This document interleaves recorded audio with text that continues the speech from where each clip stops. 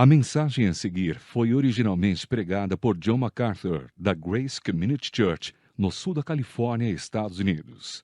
John é pastor, autor, presidente do The Masters College and Seminary e orador destacado de Graça para Você, seu ministério de ensino da Bíblia através da mídia, responsável por desenvolver e distribuir seus recursos ao mundo todo. Essa mensagem traduzida tornou-se possível por meio de Graça para Você e seus colaboradores. Ao término dessa mensagem, você obterá informações de como entrar em contato com Graça para Você. E agora, aqui está o professor de Bíblia de Graça para Você, John MacArthur, liberando a verdade de Deus, um versículo de cada vez. Mensagem 91-1 O Filho Licencioso. Abrimos agora a Palavra de Deus em Lucas 15. Nosso texto nesta manhã é Lucas capítulo 15. E começamos no versículo 11, com a parábola muito familiar de Nosso Senhor, provavelmente sua parábola mais conhecida e mais memorável, chamada de Parábola do Filho Pródigo. Charles Dickens disse que esse era o maior conto já escrito, e o mesmo disse Ralph Waldo Emerson, uma dupla de cavalheiros que sabia escrever muito bem. É provavelmente a mais rica e inesgotável das parábolas de Jesus, e ao mesmo tempo uma criança pode compreender sua verdade básica. Quando chegamos a uma parábola como esta, é realmente importante lembrar que a Bíblia é um livro do Oriente Médio. É um livro antigo do Oriente Médio. Suas verdades são definidas em uma cultura muito distante da nossa.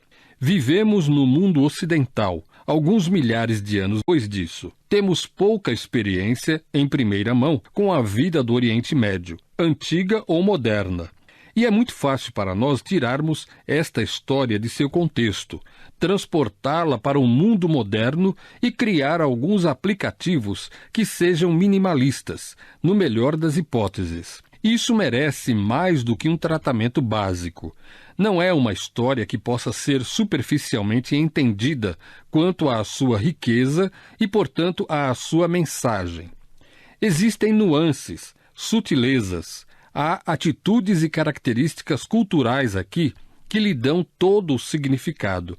E lembre-se, o que a Bíblia quis dizer para as pessoas, para quem foi escrita, ela quer dizer hoje. O que Jesus quis dizer às pessoas a quem ele falou é exatamente o que suas palavras significam hoje. E uma das tristes realidades de nosso mundo moderno é que estamos com pressa de ler a Bíblia e aplicá-la sem nunca interpretá-la. E em um esforço que é bastante incansável para tentar atualizar a Bíblia, ignoramos seu contexto original, com pressa de empurrá-la para o século XXI. Mas se quisermos extrair dessa parábola o que Deus pretendia que soubéssemos e o que ele pretendia revelar para nossa edificação, é fundamental que compreendamos que devemos ouvi-la do modo como o público de Jesus a ouviu.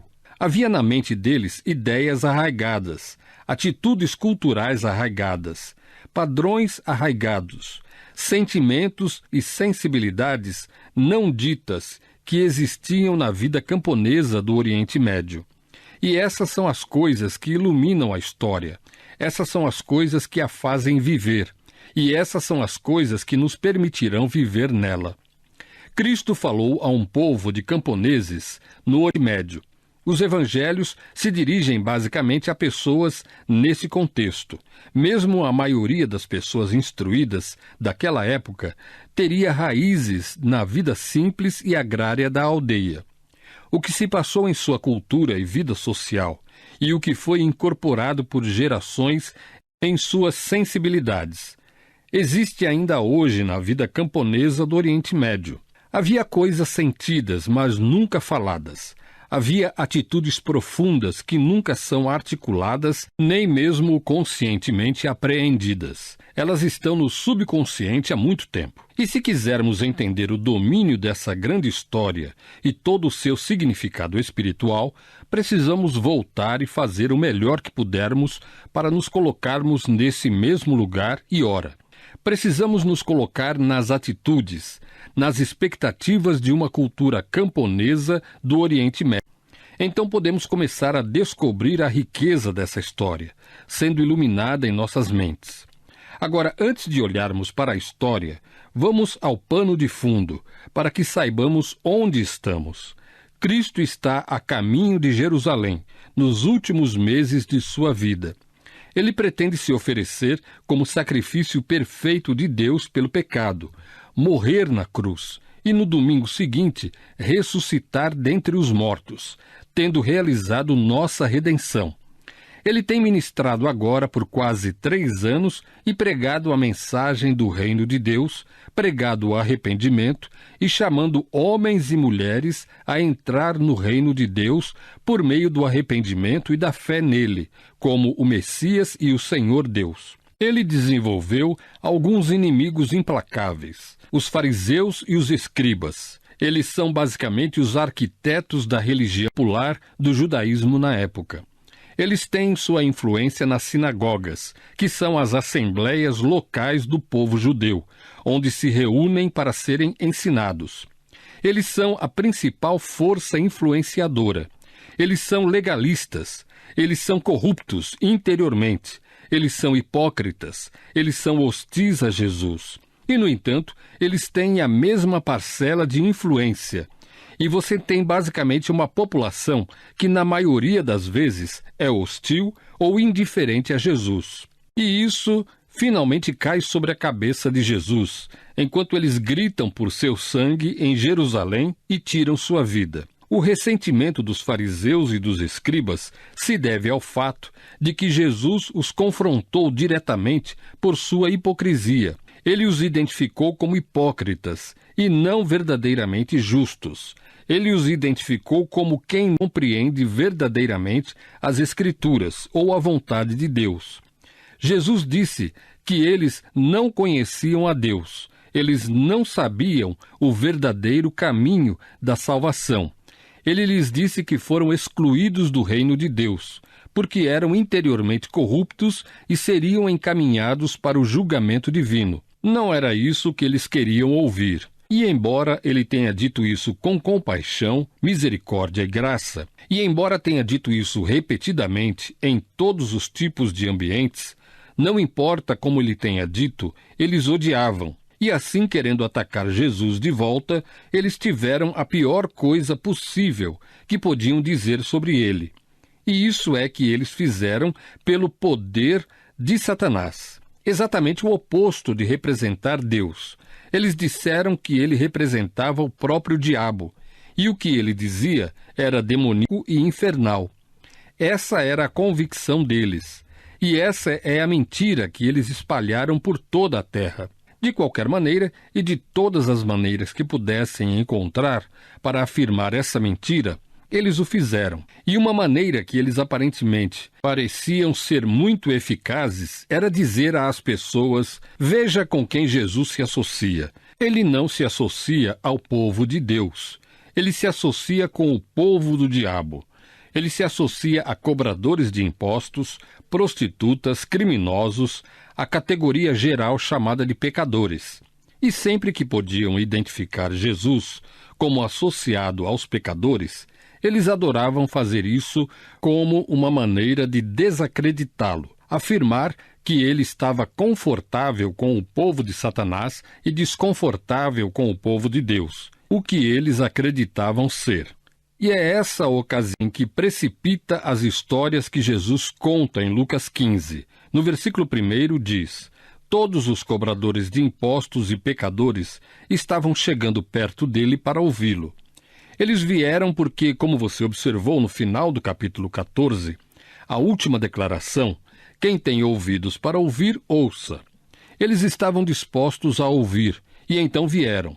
E os fariseus e os escribas, que eram os especialistas em teologia no movimento dos fariseus, começaram a resmungar, dizendo: este homem recebe pecadores e come com eles. E é claro, comer com alguém era a afirmação e a aprovação de suas práticas. E então eles ficaram indignados. Eles não se associariam a esse tipo de pessoa. Eles não comeriam com aquelas pessoas de forma alguma. eles se mantiveram distantes de todos esses tipos de pessoas em algum esforço autoplanejado para proteger a pureza que imaginavam ter. Apesar dos milagres de Jesus, que eram inevitáveis, eles nunca tentaram negá-los. Apesar da ampla evidência de sua divindade, apesar do poder, da clareza e da natureza transformadora de suas palavras, eles continuavam voltando ao fato de que ele era satânico. E era evidente nessa ocasião, porque ele estava se associando com as pessoas que pertenciam ao diabo. Ele não apenas violou as tradições do judaísmo, violou os costumes dos fariseus e dos escribas, como também não teve nenhuma consideração pelo tratamento que davam ao sábado ou a outras regras, mas principalmente associou-se aos injustos e excluídos. E assim eles trouxeram isso aqui novamente, como fizeram em 5, de 29 a 32, a mesma reclamação. Agora, isso desencadeia uma resposta de Nosso Senhor, e a resposta é uma resposta bastante simples. Vocês não conseguem entender? A razão pela qual me associo a esses pecadores é porque vim buscar e salvar o que está perdido, como ele diz explicitamente em Lucas 19:10, porque o Filho do Homem veio buscar e salvar o perdido. A alegria de Deus é salvar os pecadores perdidos. E ele continua contando uma história sobre um pastor que tinha 100 ovelhas. E ele perdeu uma. Foi e a encontrou. Trouxe a ovelha de volta e diz: qual é o sentido da história? Versículo 7. Digo-lhe da mesma maneira que haverá mais alegria no céu por um pecador que se arrepende do que por mais de 99 justos que não precisam de arrependimento. E essa repreensão sarcástica dos próprios fariseus, que pensavam que eram justos e não precisavam de arrependimento. O céu não tem alegria em vocês. A alegria do céu está na recuperação de um pecador perdido que se arrepende. E então ele contou uma segunda história sobre uma mulher que tinha 10 moedas de prata e perdeu uma, e fez uma busca até que fosse encontrada. E novamente no versículo 10, da mesma forma, digo-vos, há alegria na presença dos anjos de Deus por um pecador que se arrepende. O que ele está dizendo é, vocês estão tão longe de entender o que faz Deus ter alegria. Vocês não entendem o que faz com que Deus fique contente, satisfeito e alegre. É a recuperação dos pecadores. Vocês estão tão longe de conhecer a Deus. E isso, é claro, leva à terceira história, que é a parábola principal. Vimos a recuperação de uma ovelha perdida e uma moeda perdida. E aqui está a recuperação de um filho perdido. Essa história pretende demonstrar a mesma coisa, a alegria de Deus pela recuperação de um pecador perdido. Mas esta história vai além disso e identifica a natureza do arrependimento. O arrependimento foi mencionado no versículo 7 e mencionado no versículo 10, mas nunca definido. Nessa história está totalmente definido, e pela primeira vez nessa história, os fariseus e os escribas realmente aparecem. Eles são um personagem nessa história, e nós os vemos em toda a sua feiura. E eles também se viam, e esse é o final surpresa da história. Até aquele momento, eles estavam praticamente de acordo com a história. E essa sempre foi a abordagem de Cristo, fazer com que eles comprassem a história em termos de interesse e entendimento, e depois compreendessem as questões éticas da história, porque comemoravam seu próprio alto nível de ética. E então adotar seu próprio entendimento ético, transformá-lo neles e transformar a teologia da história como uma faca que penetrou em seu coração pecaminoso. Tudo isso acontece, e muito mais, nesta história. As duas primeiras histórias, sobre as ovelhas e a moeda, enfatizam Deus como aquele que busca, aquele que encontra e que se alegra. Mas a terceira história não olha tanto para o lado divino, mas para o humano. Pecado, arrependimento, recuperação e rejeição. Esta é uma história dramática. Esta é uma história comovente.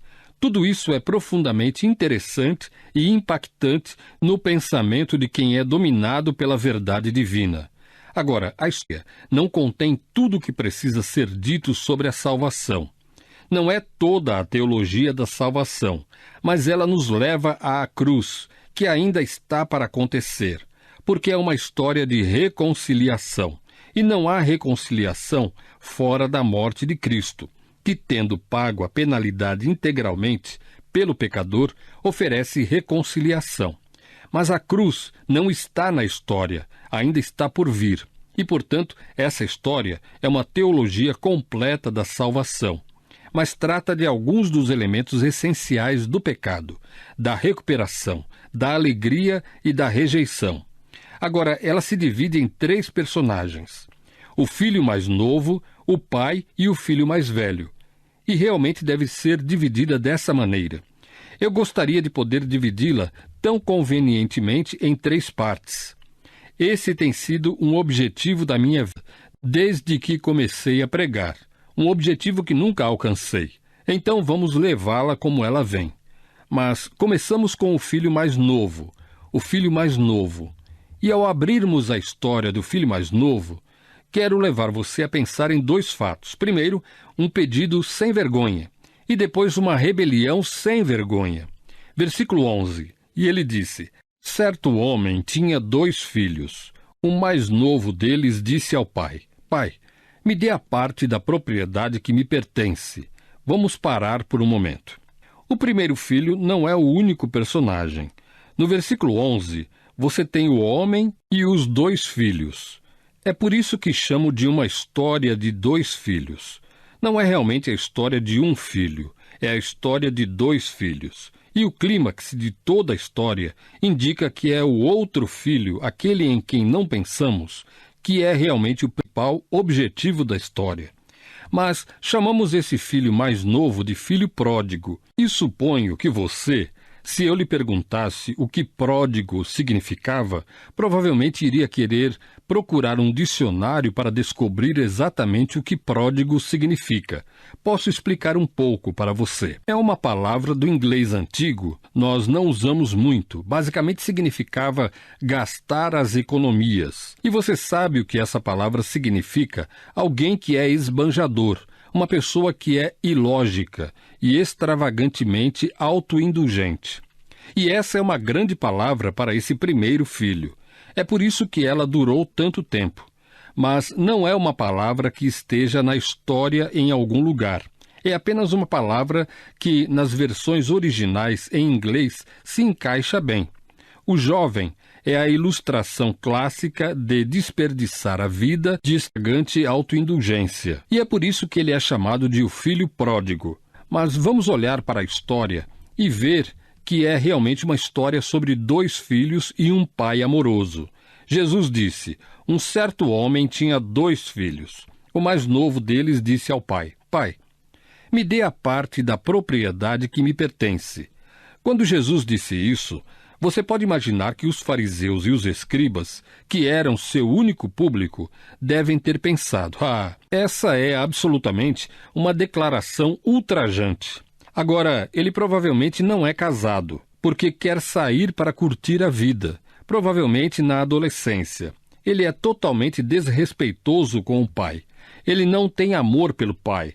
Não há um pingo de gratidão em seu coração pelo legado que gerações de sua família proporcionaram a seu pai e um dia a ele. De fato, a grande verdade, para um filho dizer isso, na sensibilidade do antigo Oriente Médio, na vida da aldeia, seria o mesmo que dizer: Pai, eu queria que você estivesse morto.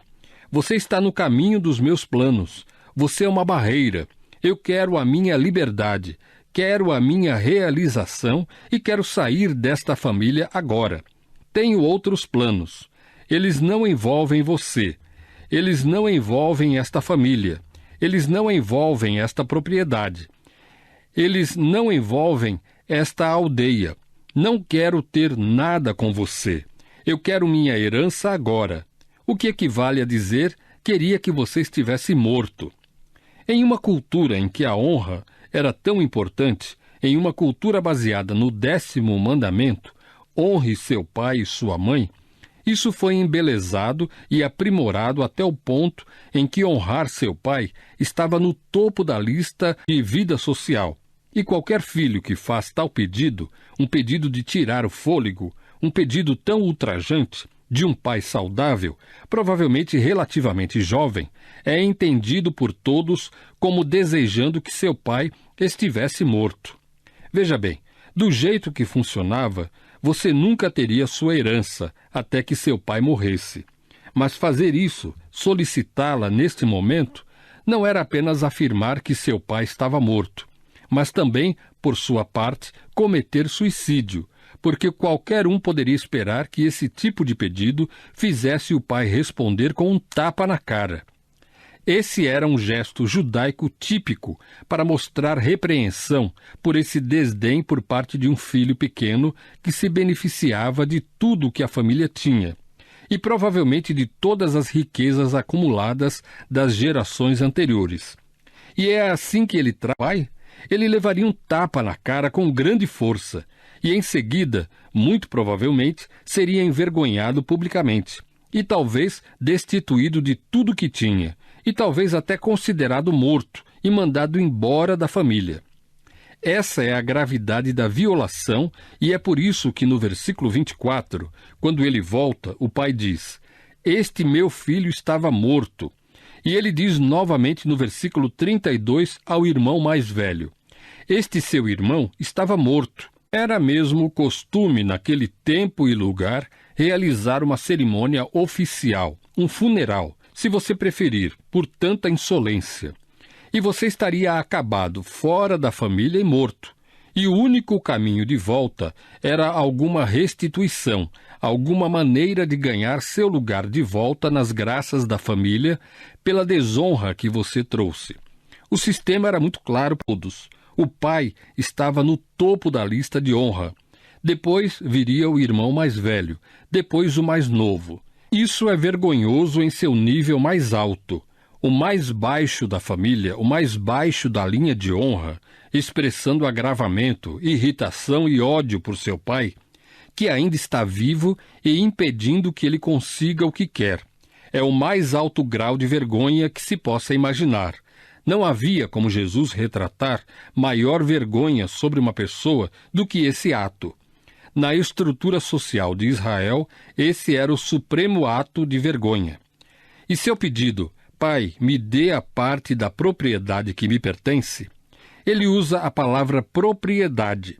Essa é uma palavra no grego tesousias, usada somente aqui, em nenhum outro lugar no Novo Testamento, e significa os bens, a propriedade, a porção, pedindo a coisa material, terra, animais, edifícios, qualquer que sejam os bens da família a que ele tem direito. E em uma família de 2 irmãos, de acordo com Deuteronômio 21:17, a propriedade seria dividida desigualmente. O filho mais velho recebe o dobro do que o filho mais novo. Isso significa que 2/3 vão para o filho mais velho. 1/3 vai para o filho mais novo. Então, o que quer que fosse 1/3 de tudo que essa família tinha, era o que ele queria, e eles deviam ter muito. Eles tinham empregados, como descobriremos mais adiante na história. Eles contrataram músicos e dançarinos para a festa. Eles haviam contratado homens que empregaram fora de seus empregados familiares normais. Eles tinham animais, incluindo um bezerro que foi engordado, e eles deviam ter um patrimônio substancial, o suficiente para que ele pensasse que, se conseguisse o 1/3, poderia financiar sua rebelião muito bem.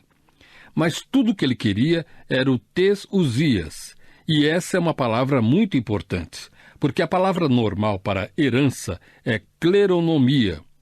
Essa é a palavra normal, mas ouça com atenção.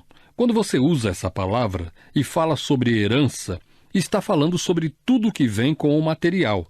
Você está falando sobre a administração da propriedade. Você está falando sobre liderança. Você está falando sobre responsabilidade de fornecer os recursos para a família. Quando você recebe sua herança de seu pai, você literalmente recebe a responsabilidade de gerenciar todos os ativos da propriedade em nome da família presente para adicionar a isso e, portanto, construir a propriedade para a família no futuro. Assim como a palavra herança, vem responsabilidade, prestação de contas para o futuro. Ele não queria nada disso. Então, não usou essa palavra. Jesus colocou na sua boca esta palavra, tes-usias. Eu só quero minhas coisas. Eu não quero liderança. Eu não quero responsabilidade. Eu não quero obrigações. Não quero nada com o futuro. Não estou assumindo nenhuma responsabilidade por esta família agora ou nunca mais. Eu não quero cuidar de ninguém. Eu só quero minhas coisas. Nenhuma liderança, nenhuma responsabilidade, nenhuma prestação de contas, nenhuma parte da família, nenhuma parte do futuro do pai. Tudo isso indica que ele está vivendo sob a autoridade do pai com muita relutância. Ele é infeliz, ele quer liberdade, independência, ele quer distância, ele quer ir o mais longe possível de todas as restrições e responsabilidades que puder. Ele não quer obedecer ao pai. Ele não quer ser dirigido por seu pai. Ele não quer ter que responder ao pai. Ele não quer nada com quem o conhece. Ele quer sair, mas quer sair com tudo que puder para financiar sua partida. Agora, um pai poderia dar presentes para seus filhos. Qualquer pai da cultura judaica da época podia dar presentes aos filhos como quisesse. Ele também poderia designar partes da propriedade. Em algum momento, ele poderia dizer: estes são os 2/3 que você receberá como filho mais velho. Este é o terço que você terá, filho mais novo. E mesmo que ele fizesse essa distribuição, eles nunca poderiam tomar posse até que ele morresse, que naquela cultura de honra, o pai estava no comando até morrer. Ele nunca entregava aos seus filhos. Portanto, mesmo que pudesse dizer, isto será seu, ele não dizia, isto é seu, assuma o controle agora. Ele sempre seria o responsável. E se ele distribuísse a eles e dissesse, agora quero que vocês comecem a aprender a gerenciar sua área e a administrar essa área, de acordo com o costume, ele teria acesso a tudo que fosse ganho à medida que gerenciassem suas propriedades. Então ele mantinha uma mão forte e firme. Mas o filho não está pedindo isso. Ele não está pedindo para saber agora o que vai receber no futuro. Ele está pedindo agora o que deveria esperar para depois que seu pai morresse. A vila provavelmente receberia notícia disso. Tipicamente circularia pela vila. Eles esperariam que o pai estivesse zangado, envergonhado, desonrado. Eles esperariam que ele estivesse furioso com o filho. Eles esperariam que ele desse um tapa na cara do garoto, que o repreendesse, o envergonhasse, o punisse, o dispensasse da família e talvez até realizasse um funeral. Mas esta é a primeira surpresa da história. Vá ao versículo 12. E ele dividiu sua riqueza entre eles. Ele dividiu sua riqueza. Você sabe qual é a palavra riqueza no grego? Bios, vida, biologia. Esta é a vida deles. Foi isso que a vida da família, por gerações, produziu. Esta é a vida dele. Esta é a sua fonte de substância. Então ele está dizendo que a dividiu. Bem, alguns dos fariseus, saduceus ou escribas, provavelmente pensaram, bem, sim, ele está apenas dizendo a ele que você sabe. É isso que você vai conseguir. Isso vai ser seu. Isso vai ser seu. E você pode começar a assumir a responsabilidade pelo que será seu agora. E eu estarei lá para supervisioná-lo. Talvez seja isso que ele quis dizer. Ele está simplesmente apenas dividindo a herança de acordo com Deuteronômio 21:17, 1/3, 2/3. E, no entanto, haveria uma surpresa neste momento. Isso seria muito chocante por causa da maneira como isso foi solicitado. Se o pai tivesse feito isso por sua própria vontade, porque ele tinha tanto respeito por seus filhos e confiasse em seus filhos e amor por seus filhos, então isso seria compreendido. Mas, para esse tipo de filho, com esse tipo de solicitação, um pai fazer isso era algo muito chocante. E isso surpreenderia ainda mais os fariseus. Em vez de golpeá-lo na cara por sua insolência, o pai lhe concedeu o que ele queria. Ele estende a ele essa liberdade, porque está disposto a suportar a agonia do amor rejeitado. E essa é a agonia que é a mais dolorosa de qualquer agonia, pessoal. A agonia do amor rejeitado. Quanto maior o amor, maior a dor quando esse amor é rejeitado. Isto é Deus. Isto é Deus dando ao pecador sua liberdade. Não há lei nos costumes de Israel que proíba o pai de fazer isso. Ele não está fazendo isso porque acha que isso é melhor. Ele está dando ao pecador sua liberdade. E o pecador não está realmente infringindo a lei, mas está demonstrando a ausência de um relacionamento.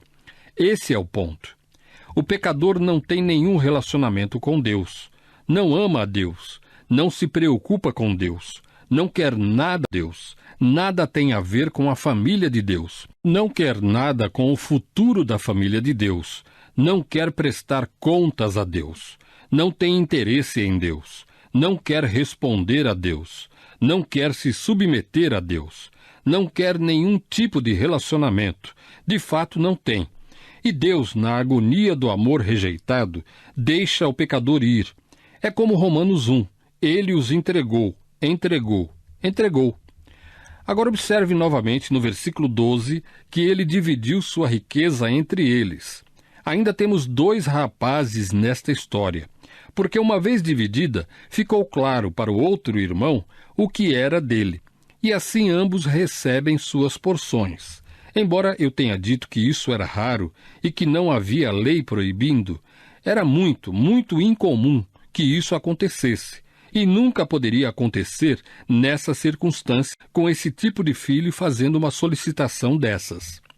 A lei judaica dizia, de acordo com a Mishnah, que é a codificação da lei judaica, que se isso fosse feito, se um pai decidisse fazer isso, os filhos teriam de manter a propriedade até que o pai morresse, e só então eles poderiam fazer o que quisessem.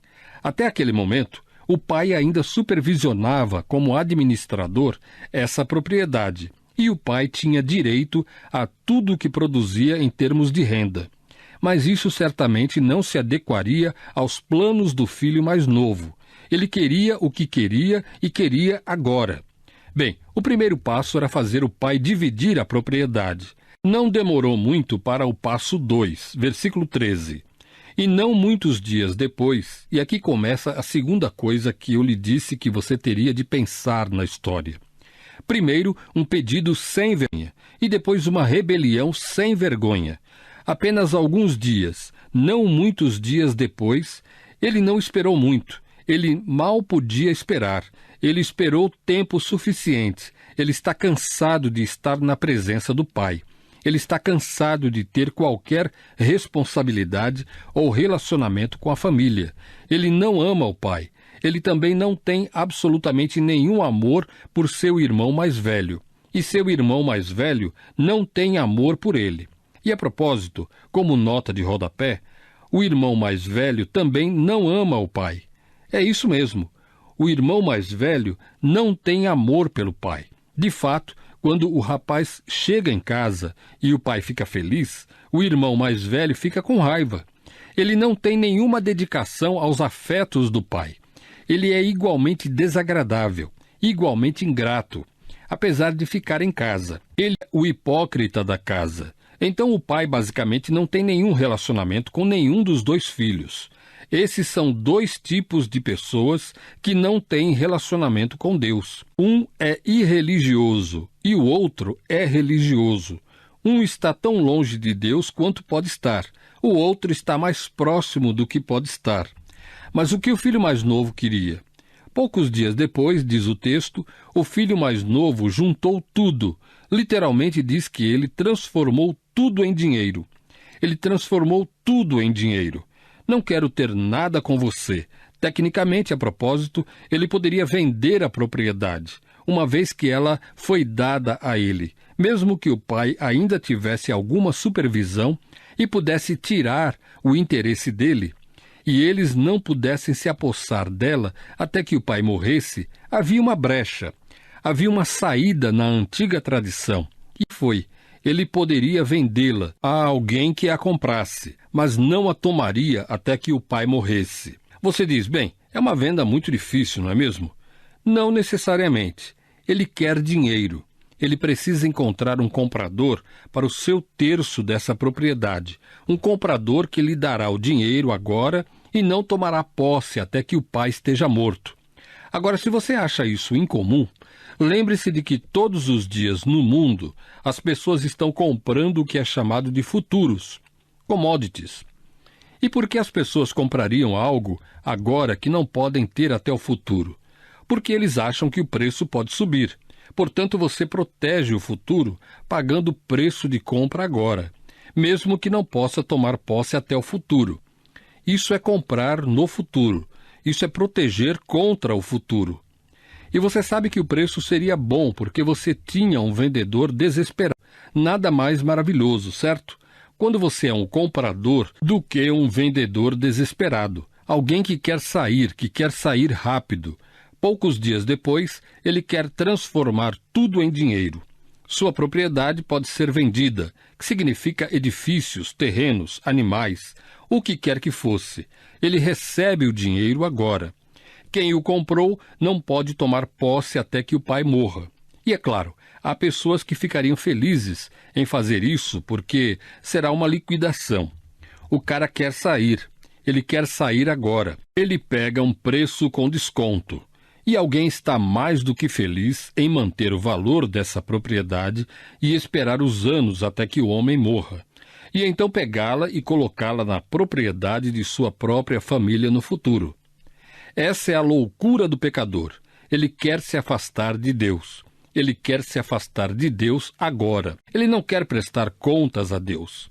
Ele vende barato todas as oportunidades que Deus lhe proporcionou, todos os presentes, todas as oportunidades do Evangelho, tudo de bom que Deus colocou em seu mundo, toda aquela bondade e tolerância de Deus que tem a intenção de levá-lo a se relacionar com Deus, ele rejeita, e quando recebe seu dinheiro, você vê o que acontece no versículo 13. Ele viajou para um país distante. Distante é a palavra operativa. Saia e saia rápido, e saia para longe. A terra dos gentios seria um país distante. Qualquer país fora de Israel é terra gentia. Ele foi para uma terra gentia, o que foi um horror. Este é o outro horror. Quão ruim é esse rapaz? Este moço é tão ruim quanto qualquer um poderia ser. Você não pode ser pior do que desprezar seu pai e desonrar seu pai. E você adiciona essa ganância materialista. E você adiciona a isso a venda da propriedade familiar geracional. E você acrescenta a isso ir para uma terra gentia, tão longe de qualquer um que saiba quem é você, para que ninguém saiba ou se importe com o que você faz. Conduta ultrajante. E a família, com certeza, teria tido um funeral na vila. Ele se foi e está morto. Acabou. Só poderia ser restaurado agora se ele voltasse e recomprasse a propriedade que vendeu. Ele teria de voltar e comprá-la de volta. A propósito, apenas como uma nota de rodapé, eu fiz a pergunta: enquanto tudo isso se passa, onde está o filho mais velho nisso? Por que ele nunca se levanta em defesa da honra do pai? Por que ele nunca se apresenta e protege o pai? Por que não há um versículo aqui sobre: mas o filho mais velho foi ao mais novo e o repreendeu por desonrar o pai? A resposta: porque ele também não amava o pai. Ele ficou feliz em receber sua parte, ficar em casa. Nunca veio em defesa do pai. Ele não ama o pai, como veremos. A cena está cheia de vergonha. É uma família totalmente disfuncional. Um pai generoso e amoroso que ofereceu presentes enormes a 2 filhos, Um é pecador flagrante, rebelde, irreligioso. O outro é um religioso que ficou em casa, mas nenhum deles tem qualquer relação com o pai ou um com o outro. Os dois se odeiam e também odeiam o pai. Bem, a rebelião começou e o texto nos diz, voltando ao versículo 13, que quando ele chegou ao país distante, dissipou todos os seus bens, vivendo dissolutamente. Dissipou significa dispersar. Ele simplesmente jogou fora. Por isso, pródigo, ele desperdiçou, vida solta, imprudente e esbanjadora, zoe azotos, uma vida dissipada, uma vida debochada, uma vida dissoluta. De fato, no versículo 30, seu irmão mais velho diz, ele desperdiçou sua riqueza com prostitutas. Uau! Algumas pessoas pensam que isso pode ser apenas uma acusação infundada do irmão mais velho. Mas não há irmão mais velho. Esta é apenas uma história. E o autor de tudo isso é Jesus. E Jesus colocou isso na história porque é um reflexo preciso do que ele deseja transmitir sobre o que o jovem fez. O que mais ele faria? Correndo o máximo que pôde de toda a responsabilidade, mantendo todo o seu dinheiro intacto, ele vai para esse país distante, tentando se livrar de qualquer responsabilidade ou ter de prestar contas ao pai. E dissipa a vida de uma maneira imoral. Ele a desperdiça. Ele destruiu sua vida, diríamos na linguagem contemporânea. Ora, obviamente esse jovem filho representa pecadores abertos, rebeldes, dissolutos, esbanjadores, dissipados, debochados, imorais, aqueles que não fingem ter fé em Deus, nem pretendem amar a Deus. São aqueles, no versículo 1, são os cobradores de impostos e os pecadores, os marginalizados, os irreligiosos. E eles correm o mais longe que podem de Deus, porque não têm amor por Ele e nenhum relacionamento com Ele. Eles não querem nada com a lei ou o governo deles. Eles não querem qualquer responsabilidade para com Deus. Eles não vão ser à porta da igreja. Eles não estão interessados em se expor às expectativas de alguém. Mas o pecado nunca funciona da maneira que parece. Versículo 14. Agora, quando ele gastou tudo, isso meio que introduz o fato de que quando ele chegou ao país distante, ele era o gato gordo, o garoto de cabelos loiros, o cara novo da cidade, com o grande saldo bancário. Ele tem o seu maço de dinheiro. Ele entra na cidade. Ele se põe na trilha da festa e começa uma farra selvagem. Certamente reunia ao seu redor todo tipo de pessoa que queria lucrar com sua generosidade tola. Ele se envolve com a ralé, a escória e os desprezíveis e fica sem dinheiro. Ele gastou tudo, diz o versículo 14, e a culpa é dele. Mas uma fome severa ocorreu no país. Isso não é culpa dele, mas é assim que a vida é. Algumas coisas são sua culpa e outras não, mas o conflito dessas coisas pode ser devastador. A vida é isto. Mas uma fome severa ocorreu no país. Agora você não saberia o que era uma fome severa, nem eu. O que é uma fome severa? Como as pessoas agem em uma fome severa? Não é uma fome de natureza menor, e sim uma fome severa, diz o Senhor. Eu meio que queria ver se conseguia entender o que é uma fome. E eu encontrei uma descrição de fome. Essa fome ocorreu nos anos de 1800, e um homem escreveu sobre isso, e é bastante característico do que acontece em uma fome. Isso seria o que estaria acontecendo em uma vila.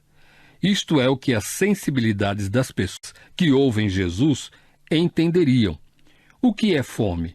Eles se lembrariam, por exemplo, dos tempos em que Israel estava sitiado, e as mulheres comiam sua placenta e até canibalizavam seus filhos. Isso está no Antigo Testamento. Isso é fome. Mas aqui está, dos anos 1800, a descrição de uma fome. O escritor conta que as crianças eram vendidas como escravas para evitar que passassem fome.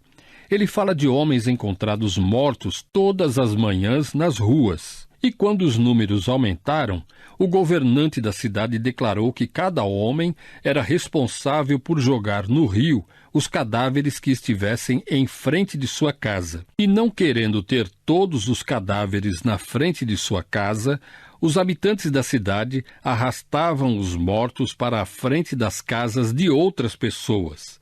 Todas as manhãs há brigas por toda a cidade, pois os homens brigavam por onde os cadáveres realmente morriam. Os pequenos comerciantes tinham de manter os chicotes de couro de hipopótamo escondidos por perto para expulsar os mendigos enlouquecidos que os atacavam fisicamente e arrebatavam o pouco que tinham em suas lojas. Pequenos comerciantes, com suas mercadorias na rua, se jogavam sobre suas mercadorias quando os miseráveis passavam para roubar algo para comer. Homens se aventurando desarmados, à noite eram atacados e comidos. Animais vadios eram mortos e comidos crus. Sapatos de couro, carne podre e lixo eram todos devorados. Eles comiam palmeiras. As famílias da vila, vendo a morte nelas, alçavam as portas de suas casas e aguardavam a morte, em um quarto, pedir que seus corpos fossem devorados por hienas. Aldeias inteiras foram destruídas dessa maneira. Isso é fome. Algo assim seria a imagem na mente dos ouvintes de Jesus quando ele contou a história. Você está falando de um nível de desespero que está além de qualquer coisa que possamos conceber. Então agora ele mesmo tomou algumas decisões ruins, as piores possíveis, e as circunstâncias tornaram-se ainda mais severas. Essa é a vida mais baixa, pessoal. E os fariseus e os escribas que ouvem a história agora estão sentindo o peso do horror da vida desse jovem. De um lugar maravilhoso, sob um pai amoroso, em um ambiente generoso, ele chegou a isso. É a vida em sua cova mais profunda, na hora do maior desespero. Ele não tem família, ele não tem mais ninguém. Ele está em uma terra estrangeira, sem lugar para se virar. Todos os seus recursos se foram. Ele está destituído, ele está na miséria, ele está sem um tostão. Ele está sozinho. A festa acabou, com certeza. Mas ele ainda não está pronto para ir para casa. Isto é incrível. Ainda não estava pronto para se humilhar completamente, engolir sapo, voltar, ser envergonhado, ser humilhado, enfrentar o pai e o ressentimento de seu irmão mais velho, por ter desperdiçado a substância. O irmão mais velho sabe que, uma vez que a coisa foi dividida, ele não pode mais extrair recursos do outro terço, e, portanto, isso o enganaria do que receberia, o que eleva seu ódio. Ele não quer enfrentar nada disso. Ele não quer enfrentar a cidade. Ele não quer enfrentar nada disso. Então ele faz o que as pessoas costumam fazer quando atingem o fundo do poço. Diz no final do versículo 14. Ele começou a passar necessidade. Pela primeira vez, ele não tem o que precisa. Esse é o princípio. E como pecadores típicos, ele apresenta o primeiro plano. Este é o seu plano A. Ele foi, apegou-se a alguns dos cidadãos daquele país. A primeira coisa que ele disse foi: eu tenho de conseguir um emprego, eu tenho de me levantar. Isso é típico do pecador. Corre de Deus, sai, vive uma vida dissoluta e rebelde, peca adoidado, acaba na cova, acaba com absolutamente nada, está completamente falido, nu. Ele está na miséria, ele está andando pela rua, não tem nada, mas ele vai se recompor. Tenho de conseguir um emprego, e pela primeira vez tenho de trabalhar. Não conseguiu o que queria de sua pequena iniciativa. Conseguiu o que queria de sua escapada. Ele perdeu a vida fácil. Ele deixou um pai amoroso, ele terminou com uma vida difícil, ele queria um prazer irrestrito, ele queria que suas concupiscências fossem cumpridas sem interrupção e sem repreensão. O que ele recebeu foi dor e insatisfação, solidão. Ele estava realmente enfrentando a morte. Assim ele foi, apegou-se a um dos cidadãos daquele país. Cidadão é uma palavra que se refere a uma pessoa privilegiada. Nem todo mundo era cidadão. Isso significa que ele era privilegiado e honrado pela sociedade, tendo um lugar no hall da cidade. Ele encontrou alguém que tinha algum meio, um cidadão, e se ligou a ele. Essa é uma grande palavra no grego. Kolao, colar. Ele se prendeu a esse cara. Tenho certeza de que a implicação aqui é que essa não era a ideia do cara. Se você já viajou pelo terceiro mundo, se você já viajou pela Índia, sacudir os mendigos é um dos maiores esforços que você terá. Você sai para a rua e não demora muito para que eles estejam pendurados em seu casaco, puxando seu braço, agarrando seus bolsos. E você precisa ser protegido, porque realmente não pode ficar totalmente impressionado. O nível de desespero leva as pessoas a fazer isso. E a imagem aqui é de um homem que agora é um mendigo, e então ele encontra um cidadão que tem alguns meios, e ele se apega a esse cara a tal ponto que ele não pode se livrar dele. E finalmente diz, no versículo 15, ele o enviou a seus campos para alimentar porcos. Esse não é realmente um trabalho, quer dizer, coisa mais baixa possível que alguém poderia fazer e, como se vê, não paga nada. Mas para se livrar do cara, ele diz, vá para o campo e alimente meus porcos. E ele está tão desesperado que ele faz isso. E a essa altura o suspiro está mais alto do que nunca. Este é um rapaz judeu alimentando porcos em uma terra gentia, servindo a um gentio. Levítico 11:7, Deuteronômio 14:8. Outras passagens do Antigo Testamento indicam que os judeus não podiam comer porcos, animais imundos. E ele acaba alimentando porcos. Vai alimentar porcos. Isso é o mais baixo que o baixo pode ser. Mas não é. Veja o versículo 16. Então ele vai, o que mais ele pode fazer? E ele chega lá, e o texto diz que estava desejando encher o estômago com as vagens que os porcos estavam comendo. Ei, você já tentou se juntar aos porcos para conseguir restos? É o que ele está dizendo. Ele estava com tanta fome que não estava apenas alimentando porcos e ganhando um salário. Estava tentando comer a comida deles e brigar com eles por causa disso. Essa é uma batalha perdida. Ele desejava encher seu próprio estômago com as vagens de alfarroba. É o que elas eram. É uma baga preta amarga que às vezes os porcos comiam de um arbusto. Mas também era colhida, coletada, e então o melaço era extraído das vagens de alfarroba, e a polpa que sobrava era jogada aos porcos. Então o que ele muito provavelmente está fazendo é comendo polpa de alfarroba com os porcos. Quando eu estava no colégio, no verão, trabalhei um pouco para pessoas que criavam porcos na leste da nossa cidade. Era um trabalho engraçado, mas o pai de um amigo de minha escola estava no negócio, e eles eram os catadores de lixo da cidade de Los Angeles, naquela época. Eles coletavam todo o lixo, eles o levavam para o leste da cidade e o ferviam em caldeiras enormes. E saía o lixo cozido, que ia para pisos de concreto onde havia porcos. E todo o lixo cozido era comido pelos porcos, e depois os vendiam. Os porcos eram mortos, o bacon era feito. O bacon era colocado na mercearia e as pessoas que enviavam o lixo compravam o bacon e iniciavam o ciclo novamente. É assim que funciona.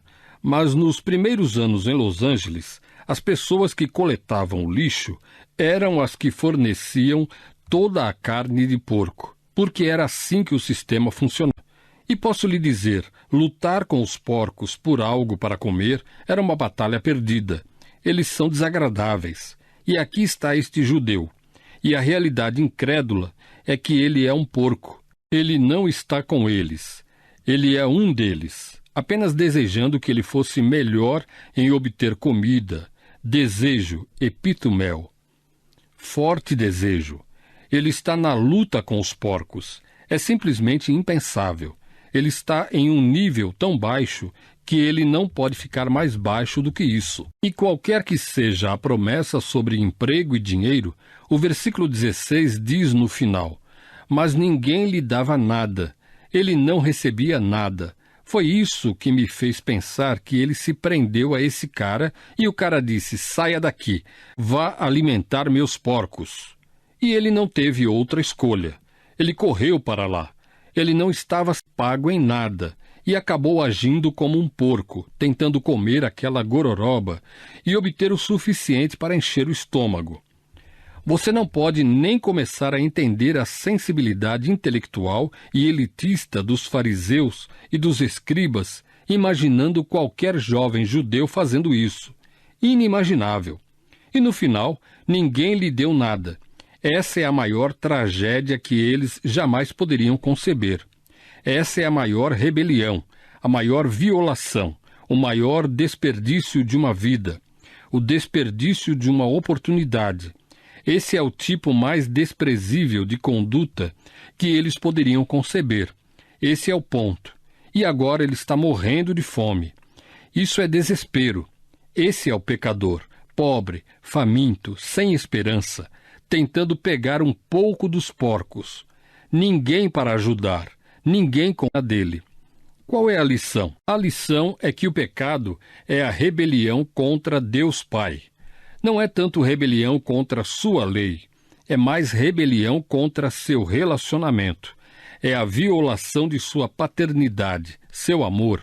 O pecado é desprezado, com certeza, pela lei de Deus, mas, antes disso, é desdém pela pessoa de Deus, pela autoridade de Deus, pela vontade de Deus. Pecar é evitar toda responsabilidade, toda prestação de contas.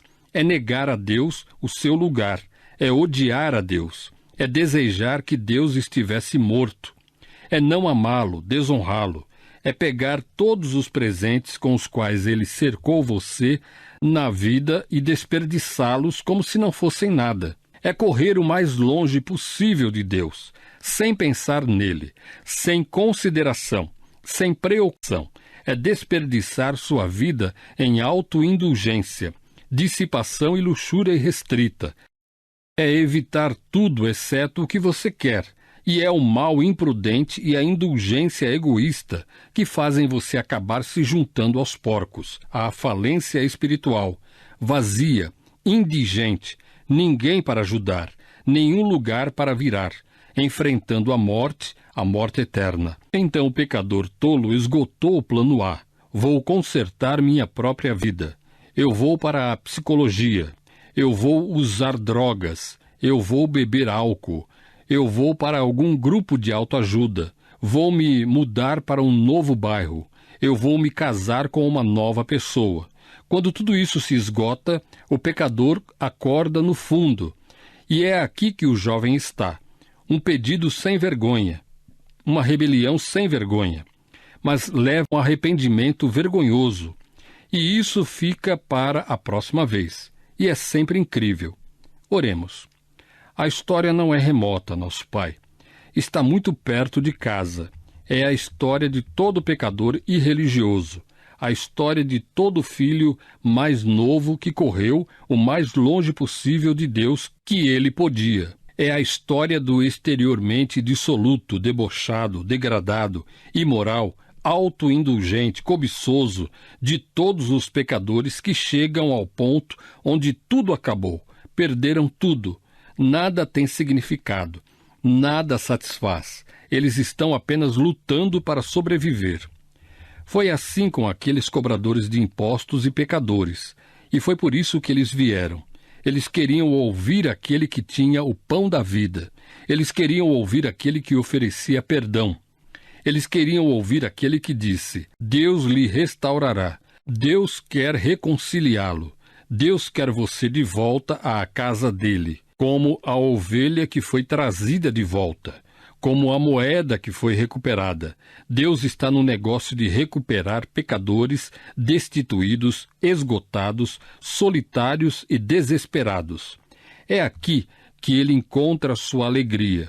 É aqui que o céu se alegra.